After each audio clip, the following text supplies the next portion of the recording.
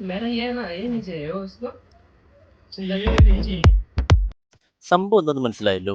എന്റെ ലുക്ക് മൊത്തത്തിൽ മാറ്റിത്തരാം എന്ന് പറഞ്ഞിട്ട് എന്റെ ആത്മാർത്ഥ സുഹൃത്ത് എന്നെ വിളിച്ചോണ്ട് വന്നതാണ് ഇവിടെ. പക്ഷെ ഇവിടെ വന്നു കഴിഞ്ഞപ്പോൾ ബാർബറിനെ പോലും പണി പിടിപ്പിക്കുന്ന ഒരു പെരുന്തച്ഛനായിട്ടാണ് എന്റെ സുഹൃത്തിനെ എനിക്ക് മനസ്സിലായത്. ഇതാ കണ്ടില്ലേ, ഇറ്റാലിയൻ ബിയർഡാണ് അവൻ പറഞ്ഞു കൊടുത്തോണ്ടിരിക്കുന്നത്. ഇതാ എല്ലാം അവന്റെ മേൽനോട്ടത്തിൽ തന്നെ.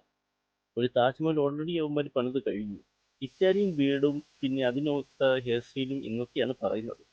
എല്ലാം കഴിയുമ്പോൾ എന്റെ തല അവിടെ ഉണ്ടായിരുന്ന ഭാഗ്യം കണ്ടാ കണ്ടാ അവന്റെ ശുഷ്കാന്തി കൊണ്ട് പറഞ്ഞു നോക്കുന്നതിന്.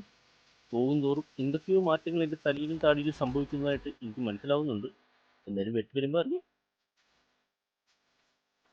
ദാ ഇവൻ സന്തോഷം നിറഞ്ഞ മുഖം കാണുമ്പോൾ എനിക്കെന്തോ വലിയ കാര്യം ചെയ്തു തരുന്ന പ്രതീതിയാണ് അവന് തോന്നുന്നത്. ഇവൻ ഇവിടെ നിൽക്കുന്നിടത്തൊന്നും ഇവന്റെ ഭാര്യ ഇവിടെ പ്രസംഗിക്കാൻ കിടക്കുന്നതെന്ന് പോയി അവിടെ കാണാൻ ഇരിയടേ. ദാ സ്റ്റൈലിൽ നോക്കി നിൽക്കുന്ന ഇവൻ കൺട്രാക്റ്റിന് വരെ പണി പഠിപ്പിക്കാൻ മുട്ടി നിൽക്കുന്ന ഒരുത്തനാണെന്ന് കണ്ടാൽ തന്നെ മനസ്സിലാവും.